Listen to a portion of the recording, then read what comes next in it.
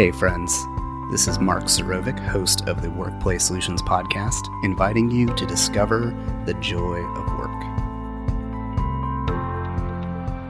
All right, how you doing, Rhonda? I'm great. How about you, Mark? I am so good. I love recording with you. I love seeing you. I'm so thankful you are here. I'm thankful you're here too, Mark, and I'm excited about this. And it's episode 25. That's pretty amazing that you've had that many and some amazing guests. I apologize. I put the wrong number. This is episode 30. Well, look, that's even better. I love that. That's exciting. The release date is wrong on the notes, so we own our stuff. On the day that this episode comes out, we will officially have had 6 months of podcasts. Congratulations. That's awesome, Mark. I really love that. 30 episodes, 6 months. According to research on the podcast industry, most podcasts never make it past 10 episodes. So we've tripled the average. So I feel really good about that. You should. And you've had some amazing guests on here too. All of the podcasts have been great. Well, thank you. You are one of those amazing guests, and since we don't record with you nearly as much as we did before, why don't you spend a moment to introduce yourself, because new listeners may have not gotten a chance to know Rhonda and this amazing person. Thanks, Mark. I think you're pretty amazing yourself. So I am Rhonda.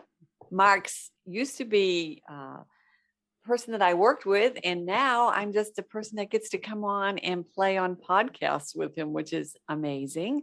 I am a grandma of 2, which I love.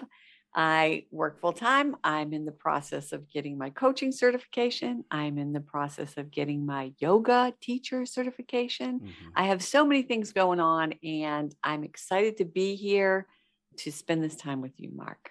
Rhonda is a very intelligent, very gifted, wonderfully caring woman, and also an addiction advocate for families of people who have gone through addiction and are struggling with addiction. Is that correct? That is correct. And I'm getting ready to start an NA-Anon 12-step program for friends and family of alcoholics and drug addicts in Rome. So I'm getting ready to take that national program and bring it local. That's awesome. That's exciting. Mm-hmm. So Rhonda, what is our topic today? We don't even want to talk about this. So let me get a little ahead of this. So I cannot say an R to save my soul. So, and Mark knows this because I call him Mark. And today's topic is 8 R's, which I'm going to have to really pay attention to, of leading activities. So if you hear something like an it's not me going it's really an R that we're talking about, guests. It reminds me, like, I did my grad school work in Springfield, Massachusetts, which is maybe an hour and a half from Boston. And I've experienced what Rhonda is talking about because my name is Mark and I was Mark. And where it really was real to me was when I met my roommate's mother. She's like, I'm Bob. And I was like, pardon? Bob, I'm Chris's mother. I'm like, oh, Barbara. It's nice to meet you, Barbara. And so it's just like, and then she'd say, I have an idea. I'm like, there's the R. You can say it. It's at the end of words where it doesn't belong. That is exactly right, Mark. You hit it on the head. Yeah, put it back in my name. So I did not pick this topic to just mess with Rhonda, although that is a side bonus. So the 8 R's of leading activities. So what are the questions we're going to ask with that today? We're going to talk about what are the 8 R's. How do I pick the right experimental activities for my event? And how do I communicate activity information to the participant? I should say experiential activities, not experimental. So that's on me.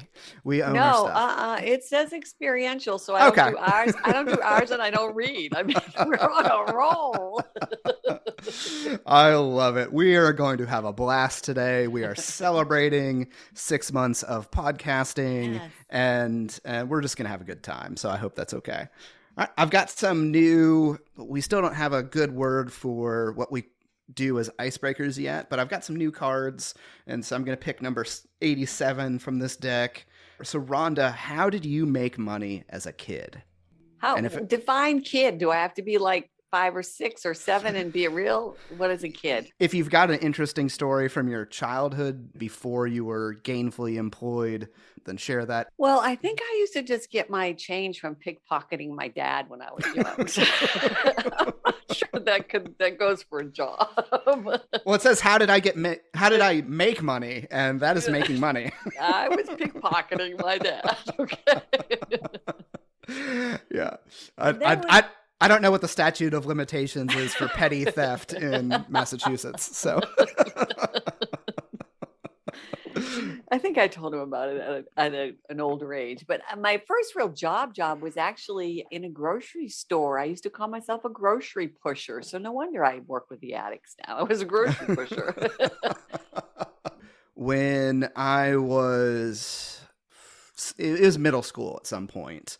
We had a science or biology class, and we had to go out and find different plants and bring them in to school. So there was a unit on ferns, and they had maybe 20 different ferns, and you had to bring samples of them. So as a student, you had to go out and find them in your off time and bring them to school. And I lived on a property that had about 17, 18 acres that had a lot of these ferns. I just took a lot of the ferns in and I sold them to my classmates. And so it was like 25 cents for a fern by itself. And I think $1 if it was already mounted on a piece of construction paper. And I made like $10 or something. Like it was, Nice. that's a lot for a, 8th grader or 6th grader or whatever I was at the time. I remember at one point my teacher referenced it, not by my name. He's like, some of the folks are even industrious, going to find some of these ferns and sell them to their classmates. And I'm just like, that's me. I did it.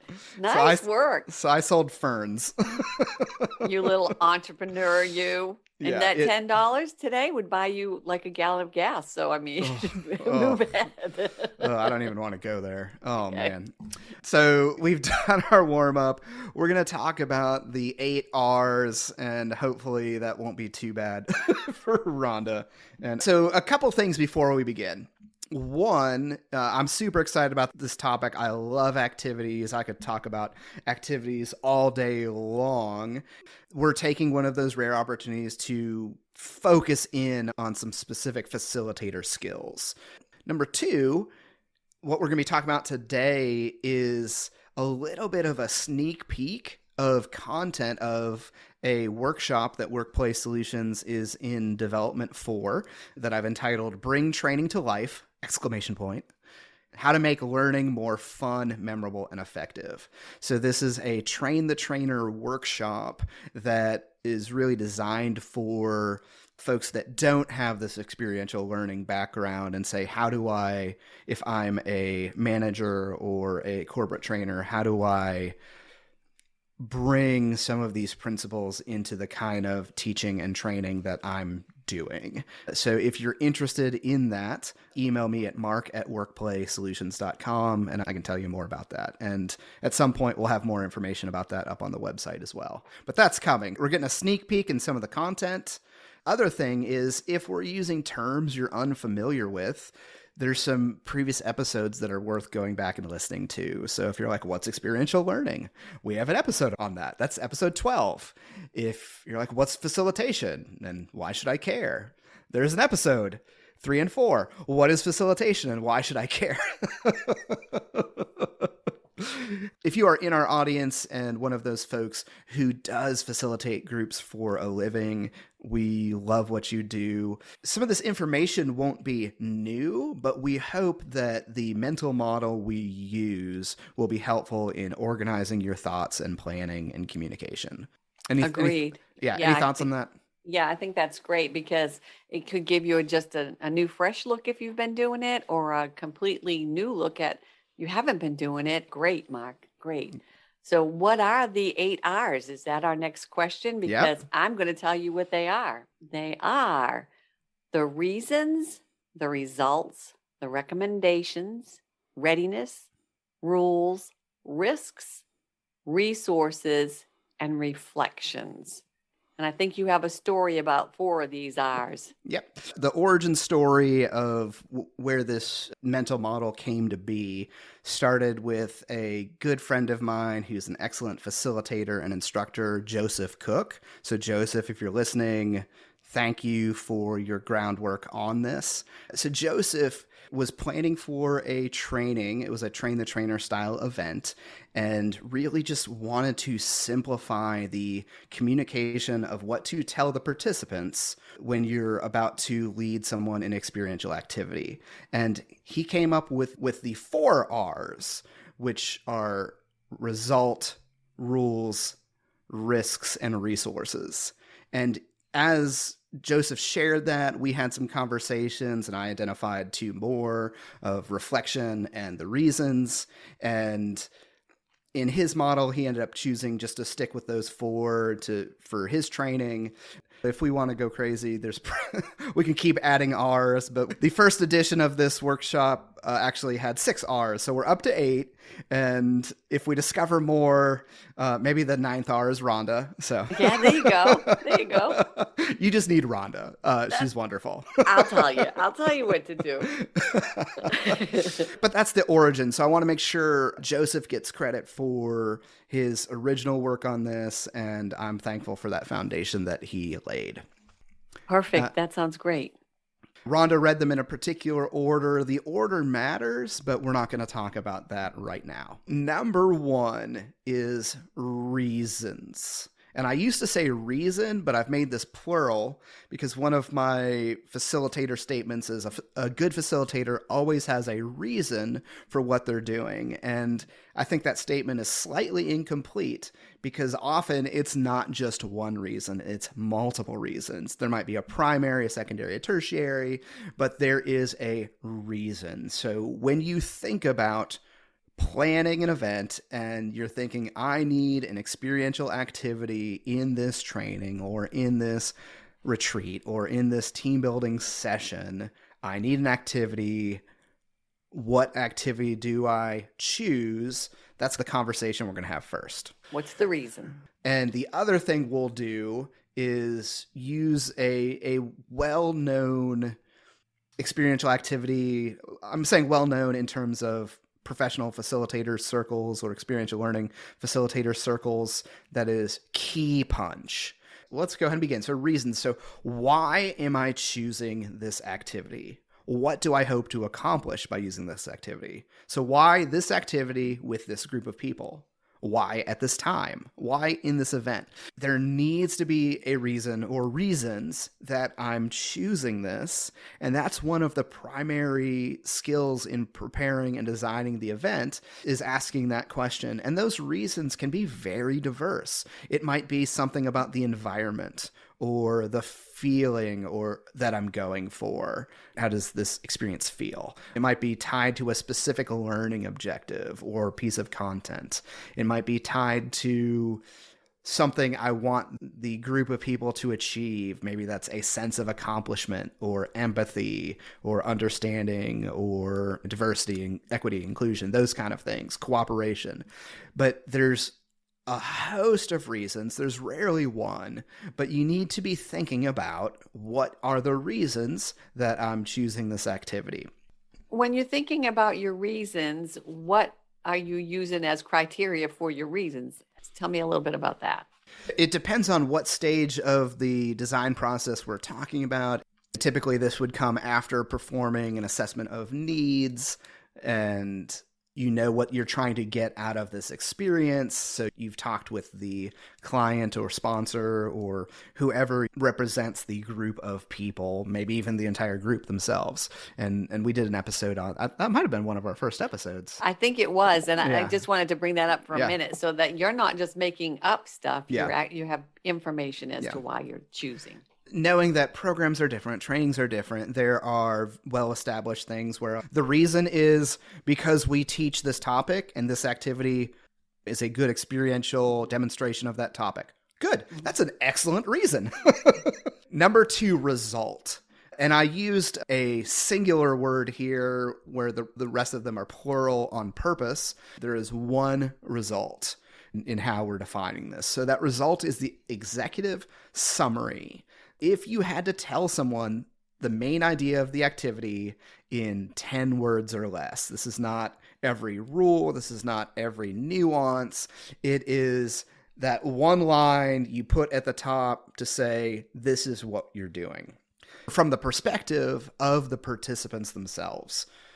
So you could often say, the goal of this activity is X. Or a successful outcome of this activity is if the team does Y before Z happens. So if you do this before time runs out. Or for the team wall, the successful result is getting everyone who is willing over the team wall safely. What this does is it gives the participants the context to understand the rest of the information that you're about to give them. I just realized I skipped my example for the reasons. I was gonna say, are you going back to that, Mark? So if you go back to the first one on reasons, then we can move on to the results, which will tie it together. Okay. This will make more sense with a visual. So imagine that you're with a group of people. You're about to do an activity called Keypunch. On the ground is a circle of rope, and inside that circle are the 26 letters of the English alphabet just jumbled up, and the group is just standing around this circle of letters. The reason Keypunch is a very fast-paced activity, so maybe I want to do it because it's fast-paced and active. Maybe I am teaching a workshop on system and processes, and I want the group to have an opportunity to make iterative changes quickly and receive immediate feedback. Those are some of the reasons. So the result, this is how I define Keypunch as a 10 words or less. Touch each key in order as fast as possible. Which I could probably just say touch each key in order quickly, but that'd be like 6 words. But you get the idea. It's not this run-on sentence, but what it does, as I said before, it gives the participants context so that they can hear the rest. You want to move on to recommendations? We're ready. Recommendations are the logistical details that an expert facilitator, and I use that in quotes, just someone that knows what they're doing, to say these are the logistics for this version of the activity. And because many of these activities have multiple versions and variations, that's fine, but we got to start somewhere. The things that would go in this recommendations category is, how long does this typically take? And if you've been facilitating for a while, that there's a host of answers to that, depending on who you're working with, what your goals are, yada, yada, yada. And that's fine, but there's a starting point. So when I lead this activity, I typically plan 20 to 25 minutes. That's my, how long does it take? I can go up or down from there, but at least that's a starting point. So how long does it take? In what environment does this activity work best? Are there environments where it doesn't work? Can I do this indoors? Can I do this outdoors? Can I do it seated at a table? Do I need Wi-Fi? Can I do this on grass? Would it still work in gravel, on a tile floor? These are the kind of questions. These details matter, and sometimes they matter more than some of the other ones. Because there's plenty of activities I would not do if I didn't have the right environment. The same thing goes for group size. So how many participants would this activity serve? Is there an ideal number? Is that number a range? When I think of something like Keypunch, it's a pretty wide range. This works great with 8 people. This works great with 25 people with the same Keypunch set. Now, if I have 100 people, we're having a different conversation.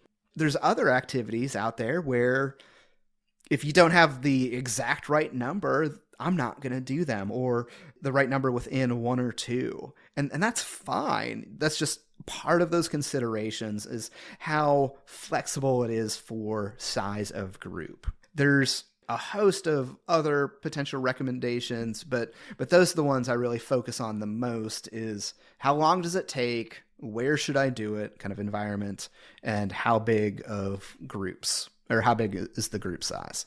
Perfect. Right? Mm-hmm. Next one is resources. So what stuff do I need to do this? And how much of that do I need? So in this example, our Keypunch set, I need a Keypunch set.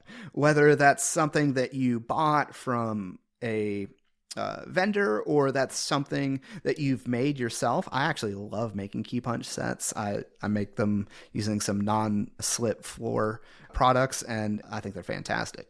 Some of these have numbers, some have letters. The specifics of what does your Keypunch set look like doesn't matter. The point is, in order to do the activity, I need to know. I need the stuff. How much? If I'm anticipating a group of 15, will my one set be fine? Yes. Mm-hmm. So that's what you're thinking of. Nice. And then I need a boundary. I don't have a rope. Great. Let's use cones. Let's use playground chalk. Let's use masking tape. It's thinking about what are the things I have to work with in what facilitators sometimes say their toolkit or their bag of tricks. Okay? And it can be versatile. That's the other nice thing. Nice. Good. Okay. But resources drive a lot of some other things because if you don't have the thing you need to run the activity the way you want, you can't do it. No. You can do a different activity. You can do a variation. You can use different techniques, but you can't do the thing you originally planned on doing. And still that has to match your outcomes. You can change it, and does it still match what you're going for? And I'm tempted to go on a rabbit trail about variations and techniques, but we'll do that another day. So next one on the list are rules. So this is the details of the activity that make it interesting, unique, challenging, and we forgot readiness. You're right. We did. I scrolled too far. You just moved on past. We don't have to be ready. Just go for the rules. No, I love this, Rhonda. I'm having fun. Readiness describes what do I need to do to prepare before the group arrives. So what do I need to do to prepare before the group arrives? So in the planning phase, before the event starts, that day of the event, and specifically before the activity starts, to actually set up the activity so that it's ready for use. And I think it's just a good idea, if you have the space and no one will steal your stuff, to set it out before the group gets there so they can see it and anticipate that. So I think there's a lot of wisdom in folks seeing something and getting excited and curious about it. So in our example of Keypunch, I'm going to use my 50-foot rope to create a circle on the floor about 15 feet in diameter, and I'm going to arrange the 26 keys, those letters, inside the circle so that the letters are visible, and I'm going to move them all around and jumble them so they're not in any sort of alphabetical order.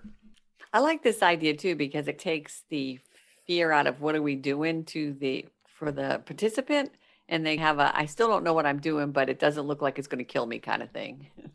Yeah, as I've spent time later in my career, I think about anticipation and building energy and momentum a lot more than I used to think about how am I doing things that hopefully make them excited and willing to engage. So readiness is basically all of that preparation that happens before going through your checklist of what do you need to do. And for some folks, maybe it's writing out the instructions I'm going to give the group. Maybe it's writing a script or practicing that script in the mirror. But at the end of the day, thinking about readiness, especially immediately before the activity, what do I need to do to make sure that I am ready and confident and capable of delivering this activity experience to this group? Now you can do your rules. Now I'll do rules. I was going to make a snarky comment there, but I'm learning. I don't have the lip box on. We haven't talked about the lip box in a while. That's from one of our early episodes, so go back and listen. So rules, the details of the activity that make it interesting or challenging or worth doing for the group. In our Keypunch example, I'm going to just read my list of rules that I would give a group. This is a timed activity. The clock starts when the first key is touched, and it stops when the last key is touched. The keys must be touched in order. Everyone must touch at least one key.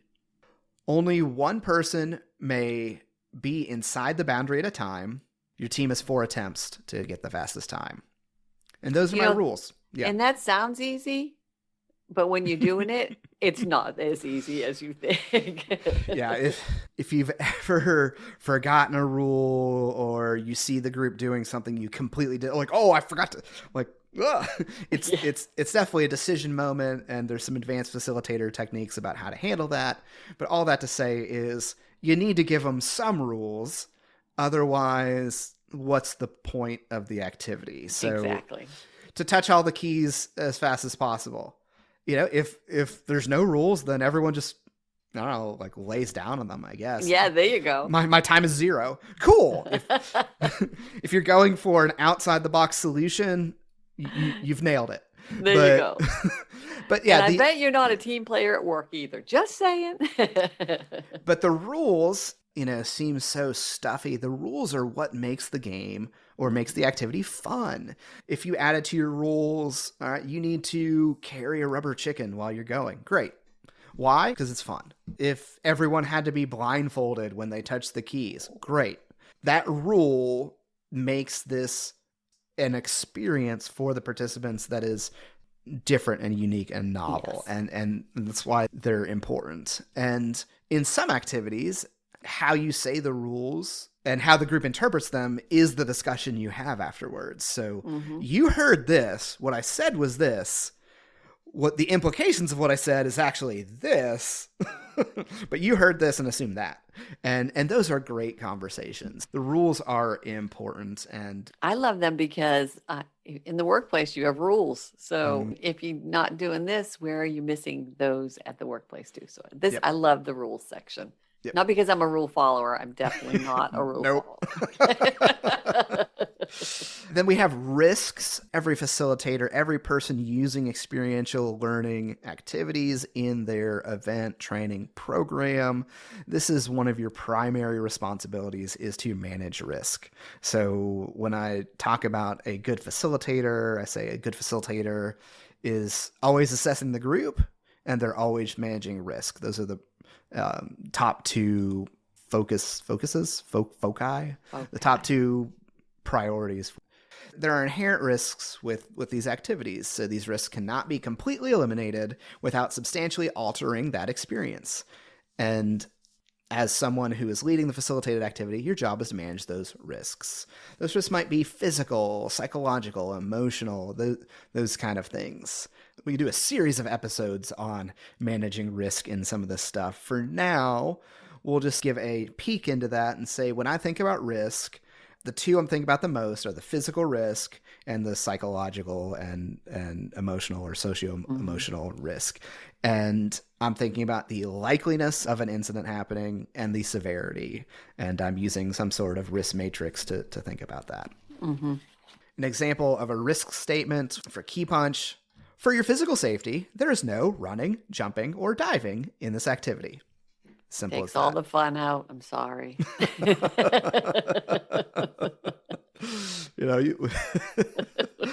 I guess you could make a Keypunch in a big field and let folks run. That's fine. And dive. And dive. Why not? That makes me want to figure out how to do Keypunch in the shallow end of a swimming pool. I think that's brilliant. If anyone, we'll give a challenge out there to folks. If anyone does water-related activities and you have a Keypunch set that can go underwater, please do it and let us know how it goes. We'll share your story on the podcast. That sounds awesome. Definitely. And can we come play it with you too? Yes. Yeah, I want to try that. So that sounds amazing. Last one is reflection, and we'll dig into this one in the second half of the episode. This is the end of part 1. Thank you for listening. We're good. Yep. Life is way too short for work to suck. So if you want help to build your team, train your team, or manage your team, we're here. Come see us at workplaysolutions.com. Thanks for listening to the podcast.